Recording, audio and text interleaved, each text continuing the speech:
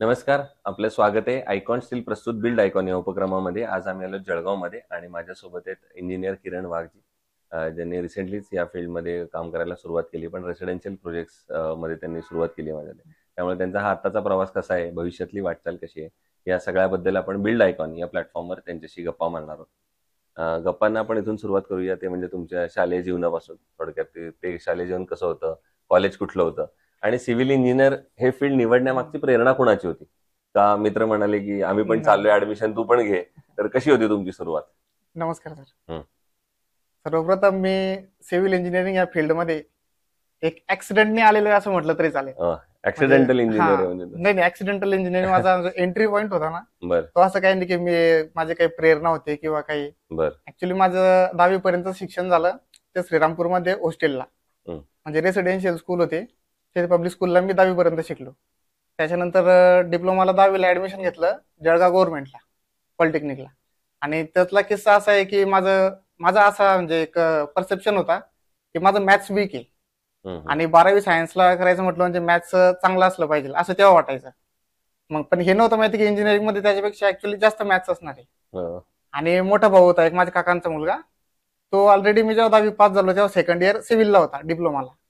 मग त्याला विचारलं तर त्याने सांगितलं की हो चांगलं आहे. तर मग तो सिव्हिलला होता आणि पॉलिटेक्निक केलं, म्हणून मी पण तो एक सोपा रस्ता मॅथ्स पासून वाचण्यासाठी म्हणून मी डिप्लोमाला सिव्हिलला ऍडमिशन घेतलं. ऍक्च्युली मला त्यावेळेस इंटरेस्ट होता मेकॅनिकलमध्ये, कारण की 2012 म्हणजे आताच्या 12-13 वर्ष पहिले मेकॅनिकलचा खूप क्रेज होता. हं, हं. पण माझा त्याला नंबर लागला नाही, सिव्हिलला लागला. आणि नेमकं 1 वर्ष झाल्यानंतर मग असं वाटलं की नाही आता याच्यात लागलेलं आहे, त्याच्यातच आपण पूर्ण शिक्षण करावं. आणि डिप्लोमा 2015 मध्ये पासआउट झाल्यानंतर संदीप फाउंडेशनचं SITRC म्हणून कॉलेज आहे नाशिकला, तिथे डिग्रीला ऍडमिशन घेतलं आणि 18ला तिथून पासआउट झालं. ना. मग ह्या जर्नी फार वेगळा एक हो. अँगल होता, पण तुम्ही फायनली आला त्या फील्डमध्ये आणि हो, खूप हो. चांगलं चालू आहे. दुसरं विचारायचं आहे की आता फील्डमध्ये तुम्ही कामाला सुरुवातच हम्म. केलेली आहे, तर याच्यामध्ये अनस्किल्ड लेबरचं पर्सेंटेज फार मोठं आहे. तर ती कशी परिस्थिती तुम्ही हाताळता? अनस्किल्ड म्हणजे याच्यामध्ये आपल्यासारखे टेक्निकल लोक म्हणजे एक 10% म्हटलं तरी चालेल. बाकी जवळपास 85% 90 सगळं अनस्किल्ड लेबर असतात, त्यांच्याकडूनच आपल्याला काम करून घ्यावं लागतं.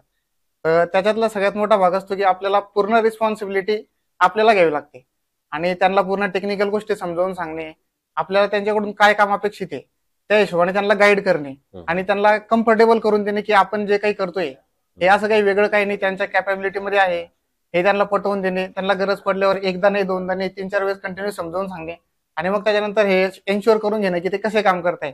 आणि माझा एक अनुभव असा आहे की हे जर आपण थोडं जास्त प्रॅक्टिसमध्ये आणलं तर ऑटोमॅटिक जे अनस्किल्ड लोक असतात ना, त्यांच्यामध्ये पण ती एक ॲबिलिटी असते की प्रॅक्टिसमुळे आपण ती गोष्ट त्यांना शिकवू शकतो आणि कंटिन्यू जर समजा ते सुदैवाने आपल्याकडे राहिले तर एक एक 2-3 साईड गेल्या की त्याच्यानंतर ते आपलं काम सोपं होऊन जातं. बरोबर. म्हणजे ते स्वतः ती रिस्पॉन्सिबिलिटी घेऊ शकता इन्व्हॉल्व होऊन. सगळ्यात महत्वाचं. हम्म. दुसरं, रेसिडेन्शियल मध्ये काम करताना तुम्ही हो. काय बघितलं असेल, कस्टमर तुम्हाला असं म्हणतो की आमचं बजेट कमी आहे, हम्म. आता एवढ्यातच बसवून द्या. तर अशा वेळेला तुम्ही बजेट आणि क्वालिटी या दोन्हीचा समतोल कसा राखता मग? बजेट आणि क्वालिटी हाच याचा समतोल राखणे. आणि खास करून मी जिकडे काम करतो, मी आधी तालुका लेवलच्या प्लेसेसला काम केलं, बरोबर. पण मग त्याच्यानंतर मी खेडेगावात असल्यामुळे आणि आजूबाजूच्या परिसरात जसं माहिती पडत गेलं तसं माझा पूर्ण कामाचा ओढ जो आहे तो तिकडे गेला. पण मग तिथे आपण जे स्टँडर्ड क्वालिटीचं काम करतो, पूर्ण चांगल्या क्वालिटीचं मटेरियल वापरतो आणि टेक्निकल असल्यामुळे आपण ते कॉम्प्रोमाइज करू शकत नाही. हम्म. आणि समोर मार्केटमध्ये नॉन टेक्निकल भरपूर लोक असतात जे आपल्यापेक्षा कमी रेटने काम करतात. तर आपल्याला त्यांना कस्टमरला समजून सांगावं लागतं सगळं टेक्निकल गोष्टी, क्वालिटी, ते का बरं इम्पॉर्टन्स आहे फ्युचरच्या हिशोबाने. आणि मग कुठेतरी त्यांच्या लक्षात आलं की कुणाच्या लक्षात आलं तर मग ते बरोबर आपल्याला कॉपरेट करतात. किंवा मग त्यांना जर ते पॉसिबल नाही झालं मग आपल्याला कुठेतरी दोन्हीच्या मध्यामध्ये आणून एक कॉम्प्रोमाइज लेवल पूर्ण न करता एक त्यांच्या हिशोबाने आपल्या हिशोबाने मध्यम मार्ग काढून काम करावं लागतं. बरोबर. दुसरं, जळगाव जिल्ह्याच्या विकासाचं विजन असं जर विचारलं तर तुम्हाला काय वाटतं, तुमच्या डोळ्यासमोर कुठले पॉईंट्स येतात या क्षेत्रांवर आता काम करण्याची गरज आहे? आपल्याकडे सर शेती भरपूर आहे, हम्म. पण जसं की आता सरांनी सांगितलं की टेम्परेचर आपल्याकडे भरपूर असतं आणि आपले जे डॅम्स वगैरे मोठे एक बोटावर मोजणे इतके डॅम जर सोडले तर बाकीचे जेवढे वॉटर सोर्सेस आहे त्याचं एक जानेवारी-फेब्रुवारी चालू झाला की त्याच्यातलं पाणी म्हणजे संपून जायला लागतं. मग इथपर्यंत की ड्रिंकिंग वॉटरची पण हालअपेष्टा होऊन जातात लोकांना. तर कुठेतरी आपल्याकडे वॉटर स्टोरेजचा एक म्हणजे एक सगळ्यात इम्पॉर्टंट पॉईंट म्हणून त्याच्याकडे बघितलं गेलं पाहिजे. आणि रस्त्यांचं क्वालिटी म्हणजे अगदी आधीपेक्षा तर सुधारतंय, पण अजून याच्यापेक्षा फास्ट जेवढं आपलं ट्रान्सपोर्टेशन होईल त्याच्यामुळे ऑटोमॅटिक मार्केट वाढत जाईल. बरोबर. पण मग हे सगळं करताना शासनाकडनं काय अपेक्षा आहेत असं तुम्हाला वाटतं? शासनाकडनं अपेक्षा म्हणजे आता जे लोक पॉवर मध्ये असतात, आता पॉवर मधले लोक बदलत असतात, पार्टीज येतात जातात, तर त्यांची विल पॉवर जर असली सर, तर विल पॉवर सगळ्यात इम्पॉर्टंट आहे. विल पॉवर जर असली तर, आणि आपल्या ब्युरोक्रेसीला सोबत धरून सामान्य जनतेला, लोकल पब्लिकला सोबत घेऊन ते त्याच्यावर मार्ग काढू शकतात. फक्त पॉलिटिकल विलचा याच्यात प्रश्न आहे. बरोबर, अगदीच.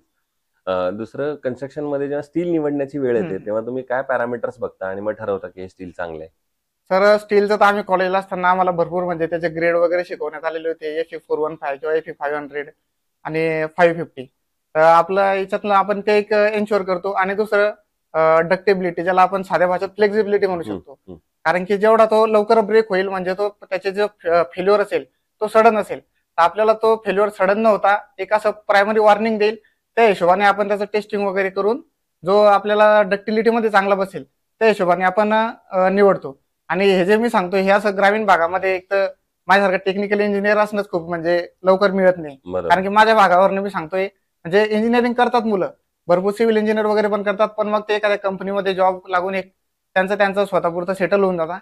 पण मग असं ग्रामीण भागामध्ये काम करायचं काही जास्त प्रसंग येत नाही स्वतःच्या लेवलला. अगदी बरोबर. हा, तर मग त्या हिशोबाने आपण निवडतो की असं सगळं, म्हणजे आज मी जरी काम केलं तरी 10 वर्षानंतर जेव्हा तो दुसरा, तिसरा किंवा चौथा फ्लोअर चढवेल, तर त्या हिशोबाने आपण खालून त्याला मजबूती आली पाहिजे, त्या हिशोबाने आपण निवडतो. आणि त्या निकषावर आयकॉन स्टील मध्ये मी म्हणजे तेवढ्याच वेटमध्ये आणि तेवढ्याच रेटमध्ये पण एक चांगल्या सगळ्या क्वालिटीज, स्ट्रेंथ पॅरामीटर्स मिळतात, म्हणून त्याच्यामुळे मी ते चांगल्यापैकी वापरतोय आता 2-1 वर्ष झाली. क्या बात आहे.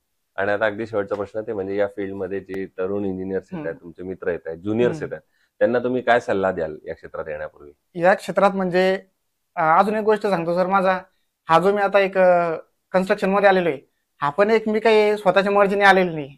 हा पण एक माझ्यासोबत कोइन्सिडन्सच असला पाहिजे. कारण मी पहिले पासआउट झालो 18 मध्ये, त्याच्यानंतर मी कन्स्ट्रक्शन कंपनीमध्ये साईट इंजिनियर म्हणून काम केलं. पण तिथेही तोच विषय होता की साईट इंजिनियर असल्यामुळे कामाला जायचा सकाळी 7चा टाइम फिक्स असायचा, संध्याकाळचा फिक्स नसायचा. 7, 8, 9, 10, 11, 12 वाजेपर्यंत आम्ही रात्री साईटवरनं कॉन्क्रिटिंग करून आलेले. आणि उठून अजून दुसऱ्या दिवशी 7ला त्यांचं म्हणजे आपल्याकडून 7ला येण्याची अपेक्षा असायची. तर कुठे ना कुठे एक वयाच्या 22व्या वर्षी चालू कॉलेज संपल्यानंतर एवढं रिस्पॉन्सिबिलिटी आणि सगळं मॅनेज करणं थोडं मुश्किल होऊन गेलं. मी 6-8 महिने तिथे काम केलं, पण मग त्याच्यानंतर म्हणजे अनबिअरेबल झालं मला. असं काही नाही, तिथे म्हणजे शिकण्यासारखं पण भरपूर होतं, नवीन लोक पण मिळाले. आणि नंदुरबारची ड्रीम कन्स्ट्रक्शन कंपनी होती, तिथले लोकही कॉपरेटिव्ह होते. पण आता प्रायव्हेटला म्हटलं म्हणजे त्याचं स्ट्रक्चरच असं काही आहे की तिथे या सगळ्या गोष्टी आल्यास. मग त्याच्यानंतर ते सोडून मी याचा कॉम्पिटेटिव्ह एक्झामचा तयारी केली. पण दुर्दैव असं की मी 2019 मध्ये तयारी चालू केली आणि 20 मध्ये कोरोना आला. ज्यावेळेस फुल फ्लो मध्ये प्रिपरेशन केलं त्यावेळेस म्हणजे वॅकन्सीज वगैरे किंवा त्या हिशोबाने ते प्रोसेस झाले नाही. आणि मग 2021 येईपर्यंत 3 वर्ष ऑलरेडी गेल्यामुळे आणि वयाचे 25-26 चालू झाल्यामुळे ते सोडलं. आणि मग भाऊ बद्दल मी अगोदर बोललो, अविनाश पाटील नाव आहे माझ्या भाऊचं. तो भाऊ पण एक 17-18 मध्ये मी जेव्हा डिग्रीला होतो त्यावेळेस तो 2 वर्ष आधी पासआउट झाल्यामुळे तो याच लाईन मध्ये होता, म्हणजे कन्स्ट्रक्शन मध्ये. मग परत त्याच्याशीच सल्ला विनिमय करला. मग त्याने सांगितलं की हो याच्यात पण आहे, तुला थोडं कष्ट घ्यायची तयारी ठेवावी लागेल. आणि बिझनेस म्हटलं म्हणजे सुरुवातीचे 4-5 वर्ष जे असतात ते आपल्याला म्हणजे इन्कमच्या हिशोबाने न बघता एक स्ट्रगल आणि आपला बेस स्ट्रॉंग करायचा, त्या हिशोबाने करायचा. आणि मग अशा प्रकारे मी 2021 मध्ये ते प्रिपरेशनचा फेज बंद करून याच्यामध्ये माझी एंट्री झाली. तर ते इंजिनियर किरण वाघजी, आणि तुमच्या आयुष्यात 1-2 ऍक्सिडेंट घडले, पण ते चांगले घडले. तर म्हणून मी शुभेच्छा त्यामुळे तुम्हाला अशाच देईन की असेच ऍक्सिडेंट घडत राहावे. तर त्याला ऍक्सिडेंट नाही, इन्सिडेंट म्हणत राहू, पण त्याच्यामुळे तुमच्या अर्थात करिअरला वेगवेगळे टप्पे मिळाले आणि तुम्ही. आणि सगळ्यात महत्वाचं सर की कुठे एखाद्या कंपनीमध्ये जॉब करण्यापेक्षा घरी स्वतःचा जे बिझनेस याच्यामध्ये इन्कम प्लस मायनस असेल, पण याच्यात काम करण्याचं एक समाधान वेगळं असतं, फॅमिलीला टाइम देता येतो. आणि दुसरी गोष्ट, जिथून मी येतो एकदम रुरल भागामधून, तिथल्या लोकांसाठी आपण काहीतरी करतोय याचं समाधान वाटतं. तर पुन्हा एकदा आभार. आणि भविष्यात सुद्धा अशाच आयकॉनिक प्रोजेक्टची निर्मिती तुमच्या हातून घडावी याच आयकॉन स्टील तर्फे मनपूर्वक शुभेच्छा.